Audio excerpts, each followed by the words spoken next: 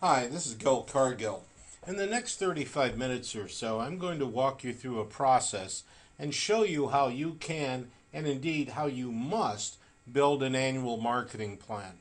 Too many sales forces start the year with what I refer to as wishes, hopes, or dreams. You'll hear people saying things like, "This year I'm going to sell smarter than I did last year."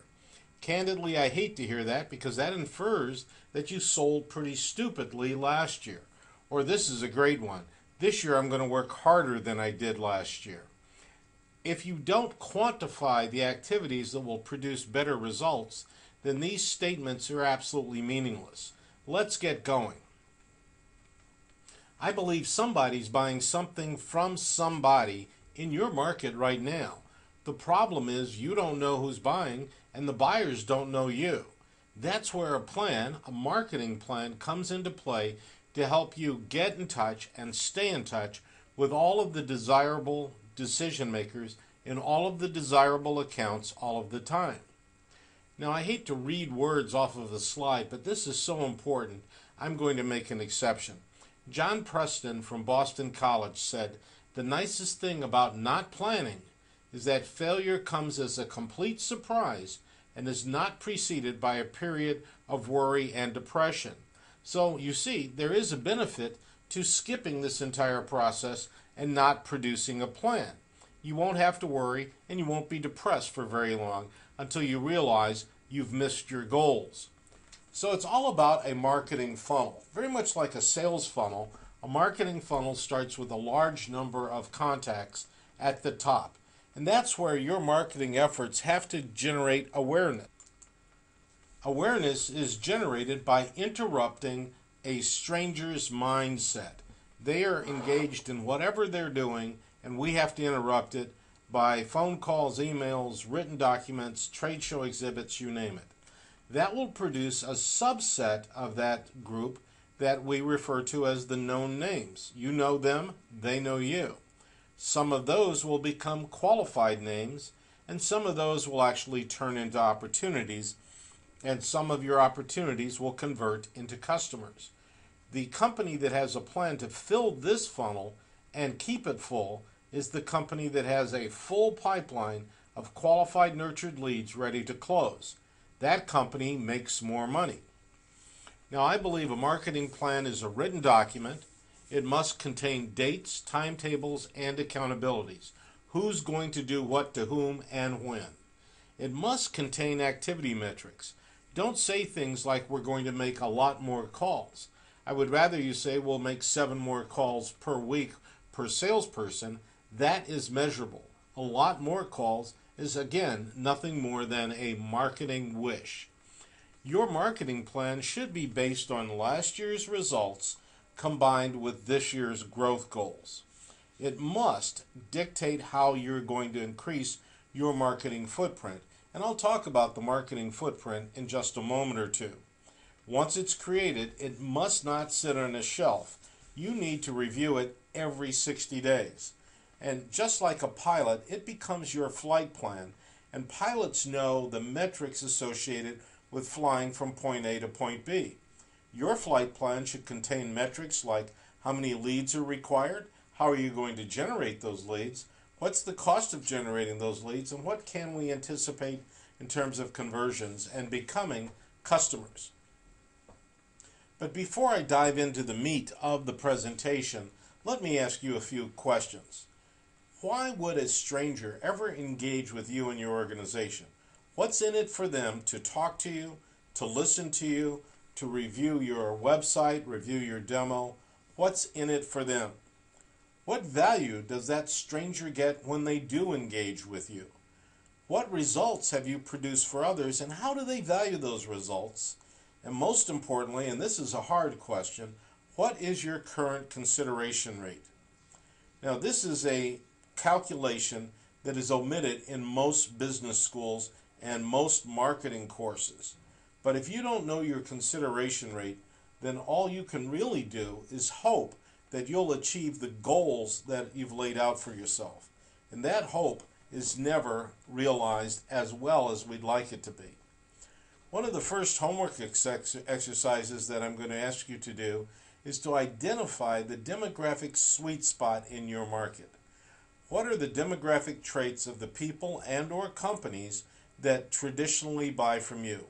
Where are they located? How big are they? What kind of industry or occupation are they involved in?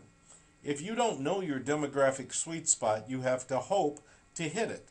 I encourage you to talk to any list broker to have him or her help you calculate, or at best, estimate your demographic sweet spot. What are the personas of the decision makers? What are the personas of the influencers in those companies? And what does their journey look like? Do they make a snap decision, or do they work for weeks or months or perhaps even years before they issue a contract? What are they looking at as they go through their journey, and how does that journey affect the ultimate outcome of your marketing and sales efforts? Now, big questions. What problems do you solve? You see, no one's going to wake up tomorrow morning hoping that they can get a product identical to yours from you right now. What they're going to do is wake up with a list of business operational issues and problems that they want resolved. And what results do your customers ultimately want? Now, part of our success comes from segmenting your market. There are 5 segments that I'd like you to incorporate in your marketing plan. The first segment are current first-time buyers. In other words, they're going to buy from you for the first time, and they are currently looking to buy. You see, some studies have shown that no more than 3% of any market is what we consider current buyers. They're looking for solutions to business operating condition challenges. Future buyers are the remaining 97%. Active customers are those men and women that you're dealing with day in and day out. They're calling up, they're ordering from your website. There are inactive customers that used to buy from you, but they are no longer buying from you, and we need to reawaken them and reactivate them. And then there are the tragic lost sales, where you worked hard, published quotes, proposals, etc., but the customers did not respond. Now let's take a look at the path that your customers take, their journey, if you will, to becoming a customer. The first step is they're completely unaware of us. Then they become aware of a problem, and then they are aware of a solution. Hopefully, you are one of the solutions at that point in time. Then they're vendor aware and or referral or buyer aware, and then they are urgent aware. Now, I love this particular picture on your screen because this guy is out enjoying a casual, very pleasant kayaking exercise. But you see, he doesn't know what he doesn't know. He doesn't know that there is a shark right behind him. Your customers are unaware of the value that you can bring to their world. They may not even know you exist. When you interrupt them, they frequently will say things like, "I'm not interested." But you see, it's at that point that we have to start educating them. Remember, you have to interrupt them, then you have to engage them, then you have to educate them, and then you have to close them. Interrupt, engage, educate, close. And you must always focus on the results that you produce. When they start to understand that they are in a situation that is uncomfortable, that's when they start initiating the process of change. They may become uncomfortable because their circumstances have changed. Someone from the outside has told them that there are better ways to get their work done, and they're looking for those solutions. They go through a process of discovery and exploration. At that point, they start becoming aware of the solution that you provide. Now, keep in mind, at each one of these steps of this journey, you should have different messaging and different marketing going to that person. Frequently, the changes in messaging and marketing are done by the sales professional on the fly in front of the customer. But ideally, the messaging will be part of your marketing plan. At the solution-aware phase of their journey, they start to create decision criteria. I want a fast one. I want a very classy one, whatever it may be. They are now shopping But in most business to business environments, they'll start justifying the cost and the risk associated with making the wrong decision. And virtually all of your prospects go through this process. Now they're narrowing their solution down. They are what we recall vendor aware. They've done a plus minus evaluation of your solution, your company, your offer compared to the others. They frequently will look for references, and they will start the presentation internally of the results and the perceived value that you will deliver. The next step in the journey is buying aware. Now they know it's time to buy. They've recognized the need to change. They have urgency to move forward, and now they are wondering, is your solution affordable? If you are marketing and messaging to show them that you're one, affordable, and you are reducing the perceived risk, and I emphasize the word perceived risk at this point, then you and your prospect will move forward. The last step in their journey is the urgent aware, and I'm sure this has happened to you in your sales career. Prospect sat down with you 6 months ago, was very interested, and then they submarined. They didn't answer the phone, they didn't respond to email, they went radio silent, if you will. And suddenly they pop up and they say, how soon can you deliver? So they have become urgent aware during that gap of communications. They've taken mental ownership of the valuable results that you deliver, and they want those results right now. They want a transfer of ownership, but they still want the risk reduced, the perceived risk. Now, as I said, 3% of any market at any time, according to many research papers, are what we refer to as current buyers. They are actively looking for a solution. 97% of that market are not. Your marketing plan must address the current buyers, and then you must have a accommodation in your plan to nurture those customers who we refer to as future buyers. You must be prepared in a very short period of time to make 6 to 8, perhaps 10 or 12 passes through your prospect database to find the men and women who are current buyers. Now, we utilize a tool that will give us alerts when a current buyer responds appropriately to cold emailing that we send out. The other ones, the other contacts, have to be nurtured, and you have to repeat that monthly. Now, one of the tragedies of the modern sales arena is salespeople have been given so many non-sales tasks that they really don't have the bandwidth to do the follow-up that is necessary. Unfortunately, the buyers haven't changed, but the sellers have. So I really want you to take a hard look at this particular slide. It came from the Dartnell Sales Institute, and they found that 50% of salespeople abandon their effort to get a new account after one contact. 90% have given up after 4. Tragically, most customers are not ready to buy until they've been contacted 8 or 9, perhaps 10 or 12 times. Our goal is for you and your team to have a marketing plan that will let you get in touch and stay in touch with all of those decision makers perpetually.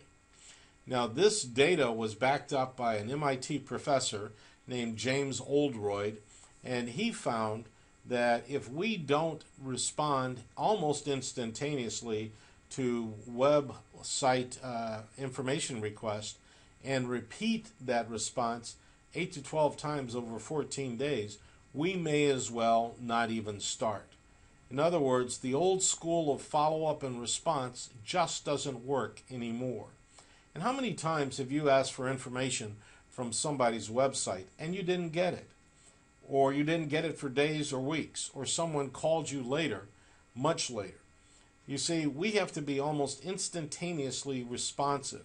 Some studies show that you have less than 10 seconds to acknowledge a website visitor's request, or they will consider you negligent. And at the end of the day, the problem remains the same. We don't have a marketing plan that makes sure that we are involved with every decision maker when they are ready to make a decision. Your goal should at all times be to have a relationship with all decision makers, and what we want to do is get in touch and stay in touch with all decision makers and influencers in the market. Now, part of the challenge in doing that is most of us don't know how many decision makers and influencers are in our market at any given time. Consequently, we tend to market to a subset of all the current and future buyers. I want you to spend a little bit of time with any list broker and ask him or her for a count of the demographically desirable opportunities in your geography that you want to pursue. Once you know what that count is, compare it very carefully to the number of names in your marketing database.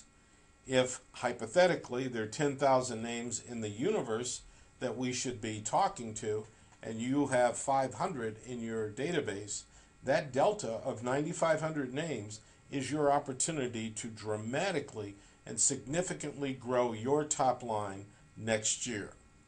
But when you're doing that, make sure you sell an engagement with a conversation, not your product or service. In the 21st century, leading with statements like our products are the best or the fastest or the most unique or whatever is so commonplace that it's boring to the customer. I would prefer that you have a message that doesn't literally say you don't know whether you can help them or not, but infers that it's necessary for the customer to have a conversation with you in order to determine the degree of assistance that you may provide to them. You see, our entire program should be to focus on this intersection. I believe that I can't sell anybody anything if they don't trust me and or my organization. Even if I have total trust, but the timing's wrong, I can't get a sale. So your marketing plan must incorporate a vehicle to make sure that you get in touch and stay in touch with everybody, building trust as you go until such time as the timing is right for them to initiate a change. If you are there at the wrong time, you won't get a deal. If you are involved with them and have a lot of trust, but their timing's wrong, you won't get a deal. If the timing is right, but they don't trust you, you won't get a deal. So you have to be there when those two things coexist. Your marketing plan must address the reality of today's decision makers. These men and women get 3,000 marketing touches every day. They take 17 phone calls every day from men and women claiming that their product or service is better than whatever the decision maker is currently using. They meet with 4.8 salespeople every week. They are very insecure. They avoid risk. They don't answer the phones, but they do respond to internal pressure, prestige, and or momentum. In other words, one of the strategies that I encourage you to use in your marketing plan is what I refer to as appropriate person prospecting. Instead of contacting one of the people at the table, we're going to contact 3 or 4. This creates some internal momentum, some internal buzz, and it gets people talking about you and your solution. If the CEO or COO is one of those 3 or 4 people, he or she will ultimately ask somebody in the chain of command to check out your offer. And I want to share the advice with you that I got from one of my first managers way back in the dark ages. But he told me when I was bragging about how many people I knew at one particular account that it didn't matter how many people I knew. What mattered was how many people knew me and IBM, my employer at the time. And that advice has stuck with me ever since the early 1970s. I think it's vital for us to focus on how many business relationships we are obtaining and maintaining. Now, in order to write your plan, and again, it has to be in writing, I want you to start with a recap of last year. So let's take a look at your strengths, weaknesses, opportunities, and threats. What percent of your goals were achieved last year? Why did you miss or make your goal? And I want you to try, and this is going to be a guesstimate, to correlate the activities that you undertook last year to the results that were produced. Which tactics worked all the time? Which tactics didn't work? What would you do differently? As you build your plan, make sure that you are building some metrics so you can measure your progress or lack thereof. You can measure which tactics are working. Some of the metrics that I suggest we look at is how many names were added to the database last year. How many marketing events, demonstrations, presentations, or trials did you conduct last year? How many first meetings did you attend? First meetings with qualified prospects. How many marketing touches did you launch last year? How many website visitors came to your website, and what percent of those visitors requested information? And what are the trends associated with those metrics? I want you to understand that if you missed your year-end goal, why were you short of that goal? The shortfall reasons need to be documented. And it's okay to miss the goal last year. It's not okay to start this year without a plan to make sure you hit your goal and then some. You must document your current goal, add a growth factor to it, calculate your metrics, and estimate the number of first meetings that it will take for you to achieve your new account or new order revenue goals. Once you know how many first meetings are needed, you can work backwards and guesstimate how many leads need to be generated, and then you can build a marketing plan to generate those leads, especially when you take into consideration your conversion ratios. Now, your current footprint is the term that I use to document the impact marketing has on a business. Reach represents the number of names in your database. How many names can you reach tomorrow morning? And you should include all the names in your CRM system as well as those in your accounting system. Now, as I said a moment or two ago, if you talk to a list broker and get a count from him or her, you can compare the number of names in your database to that count, and that will give you some information to understand whether your reach is appropriate or if you're undershooting the mark. And then let's take a look at how often you talk to those people. And I use the word talk to represent email, text, phone calls, what have you. And I encourage you to have a multi-channel strategy. No one technique works all the time for everybody. So we mix and match phone calls, emails, text messages, printed marketing material, web events, etc. And all of this drives a term called consideration rate. You see, your marketing plan should be developed to make sure that 100% of the demographically desirable opportunities in 100% of the accounts consider your offer, your company, and you when they are looking for a solution. Now, I also believe you can calculate your consideration rate in a matter of minutes. What we're trying to figure out is what percent of the desirable deals consider you. And to do that, all you have to do is estimate your current market share, divide that number by the number of quotes, divide the number of quotes by your estimated market share. Now, that math will calculate your estimated consideration rate. So if you calculate that you're being considered for 5% of the deals in your marketplace, you should take action through your plan to shoot for 100% consideration rate. Marketing can only get you considered, but most marketing is too narrowly focused because the knowledge of the size of the database is not at hand. You should develop a multi-channel approach, as I said a moment ago, that combines both inbound and outbound. Again, no one knows exactly what will work. And also, no one will call strangers out of the blue and request information unless they've had some exposure to you. Remember, trust and timing are always part of the mix. And we have to drive new business from web inquiries.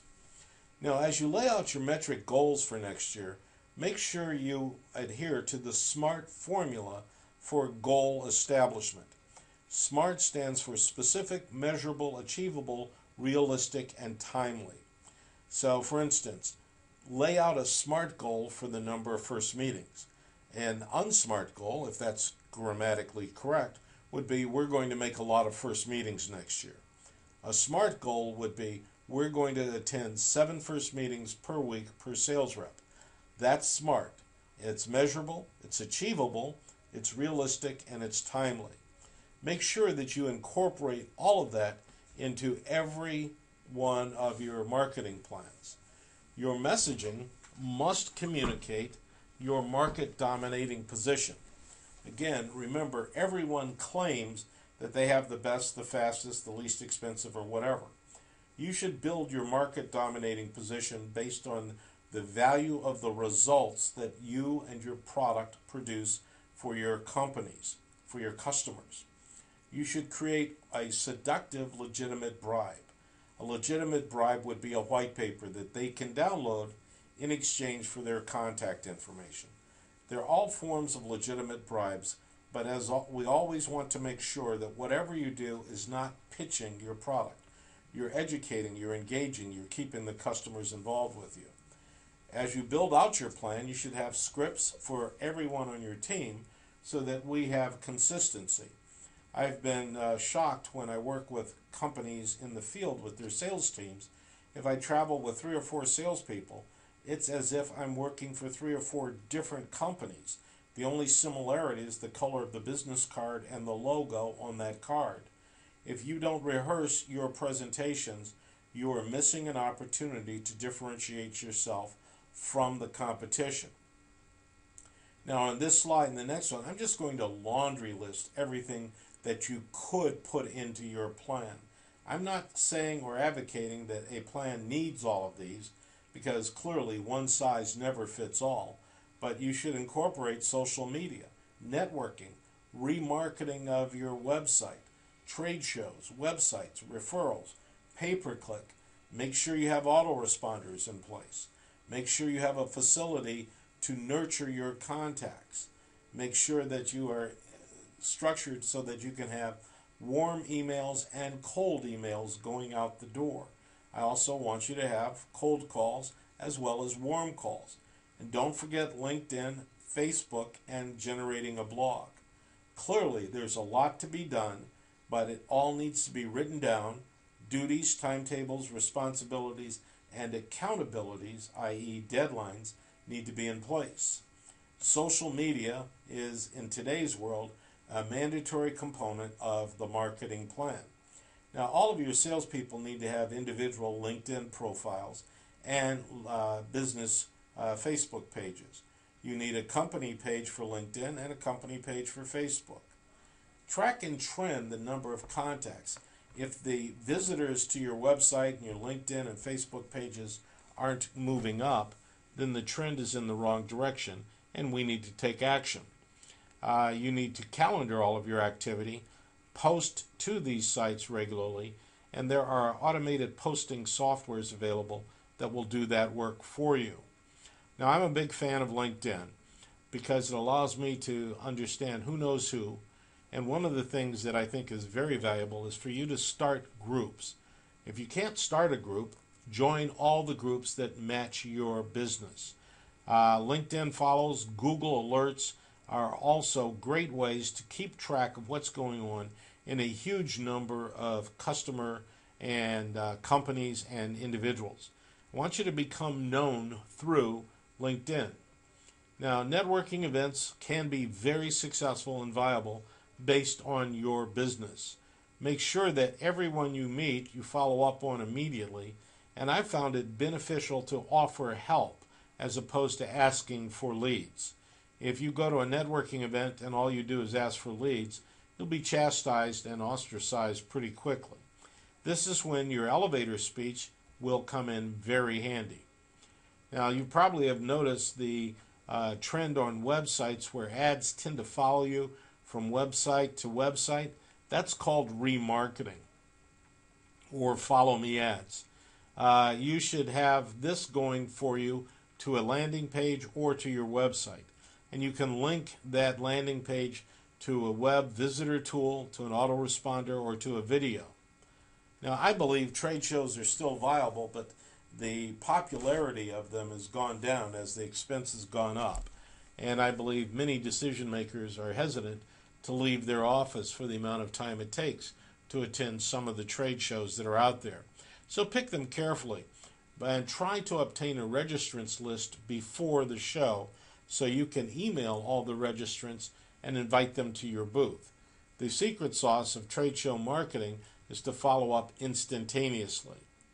I encourage you to take a look at the web visitor tools. These are tools that will identify anonymous visitors. The Sales Lead Management Association said that 94% of the people that visit your website don't leave their name and contact info. So 94% of the visitors are anonymous.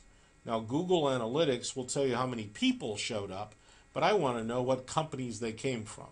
Visitor ID tools do that work for me, and they will tell you tomorrow morning who was at your website today, and those are the people you should follow up on. Make sure that your SEO is in place, and if the budget allows, pay-per-click will dramatically accelerate the volume of traffic coming to your website. Check the trends and move forward from there. Also, make sure that you hook up autoresponders to your website. If you recall, earlier I said that Dr. Oldroyd documented that we have seconds to respond to people's requests. Obviously, we can't have a salesperson sitting by the email 24/7, but an autoresponder will do that work for you. Make sure you get one on your website ASAP. You should also have a closed-loop marketing capability incorporated into your system. This is a concept that has been documented to increase the top line of companies by 36%. As the schematic shows, once a contact is in the system, it's touched repeatedly, but it's never allowed to forget about the value propositions that we produce. What this does is it creates a strategic relationship where you're demonstrating your value and your capabilities before you ask the customer for financial commitment. It's a persistent process, and you must have different messaging for suspects, prospects, and customers.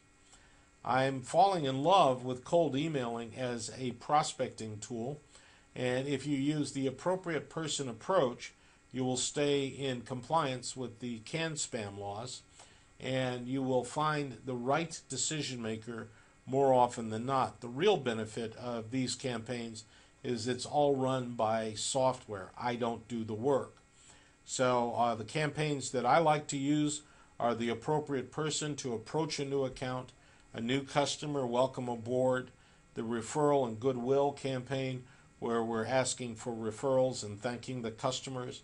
And you'll be amazed at how many more referrals you'll get when you ask every 60 days everybody in your database, do they know anyone that can benefit from the results that you produce? The lost sales strategy hopefully won't be utilized too often, but I believe we need to have a way to recover a sale that said not now or not ever. The wait strategy is for those sales that are on pause and then wake up and inactive. You should also have cold calls, but cold calling in today's world is unproductive unless you have a power dialer with voice drop capability. What that does is it automatically dials the next number while you're dropping a pre-recorded voicemail into the customer's voicemail box. This dramatically improves the productivity of salespeople, and it gets the customers to call you back. One, because of the volume of calling that you can do in any given time period. When you mix this with emails, the productivity goes up dramatically. Don't forget that a blog is a great way to establish a community and to communicate your value and your expertise. A podcast is even better, but it does require some technology and some coordination. If you have a college intern on your staff, this is a beautiful project for him or her to tackle. I personally like webinars, but the value of webinars has changed over the years. If you do a webinar, keep it under 30 minutes, make it totally educational, but make it one of the marketing touches that you offer, not the only marketing touch. And remember, every prospect will judge you in a matter of seconds. When they're at your website, when they're listening to a cold call, when they're reading an email, they're saying, what's in it for me? They also are saying, can you assist me with a problem? If yes, you move forward. If no, you're done. They also say, who else can make these claims? And again, we want to focus on our results, not on what delivers those results. Are you proven? Are you safe? Can you help me make money, save money? And do you have references? That goes through a prospect's mind in a matter of seconds. And you better have a marketing plan to address those. And it has to be focused on the results you produce. Referrals will not be forthcoming unless you create trust, loyalty, and confidence in your customers. And then most importantly, don't assume that once trust, loyalty, and confidence are created, that the customers will dial you up and give you referrals. You must ASK to GET. Your plan must have all of the participants defined and what you expect them to do. Make sure you use that SMART approach I talked about a moment ago, and schedule calendar reviews of the plan every 60 days. Your plan should list the goals, tasks, resources, and evaluations. What are you trying to achieve this month or quarter? Which programs do you need to run to achieve your goals? Which resources do I need to accomplish my task? How can I determine which programs worked? Your strategy has to be supported by tactics.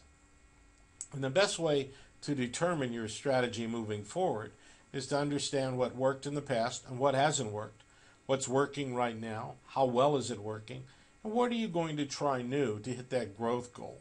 That should all be laid out in a marketing calendar, and I have given you an example of one on the screen. Down the left-hand column, I have the 4 phases of marketing: interrupt, engage, educate, and close. And then in Q1, what are the contents and tactics that we're going to do to interrupt our customers? How about those that get interrupted and are now engaged? How are we going to engage them? How will we educate them? How will we close them? It's advantageous to lay this out for an entire year. Now, this is a typical campaign funnel. It happens to be for a webinar. But if you look over in the left-hand side in the light gray area, I've plugged in some guesstimates. And I want us to know that, as I said in the very beginning of our presentation, there's a large number of leads at the top of the funnel. And then X% of those leads move to the next level, X% move to the next level, and X% move to the next and the next and the next. And then finally you have a certain number of wins. Guesstimate these ratios, but make sure you take into account that that's the way it will run. Now, after you've run a campaign, if you had to get out of pocket to make that campaign work, make sure you take a look at the cost of the campaign, the number of names that you acquired, how many of them became qualified, what were the potential deals generated, and what actual revenue came from the entire program. As with the marketing calendar, lay out an editorial calendar that aligns with your strategy. It will reinforce your campaign, and it will facilitate changing regularly. Education's the key, and your message must correspond to the funnel position of the prospect. Now, I've talked about acquiring new customers, but I don't want to forget your existing customers. You must market to your existing customers as aggressively as you do to the strangers that are out there if you want to be assured of hitting your growth goal. The best way to approach your existing customers is with a concept that I call, here's what we've done for you lately. I want you to sit down with your team and understand the results that you produce for your top 20% of your customers. These are the strategic customers that produce 80% of your revenue and profit. I want these guides to be in writing. I want it to be an account plan that attacks all of our weaknesses and shores up our strength. And I want you to make sure that the team understands that ROE, return on effort, is vitally to be considered while you're building these account plans. Stack ranking is vital so that you don't waste time. Now, the winds of change are blowing across all industries all the time, And I believe it's a fact that your territory potential will always decline unless it's continually fed with new account or inter-account activity. For instance, a key contact resigns, there goes an account. A competitor introduces a new product, your position is jeopardized.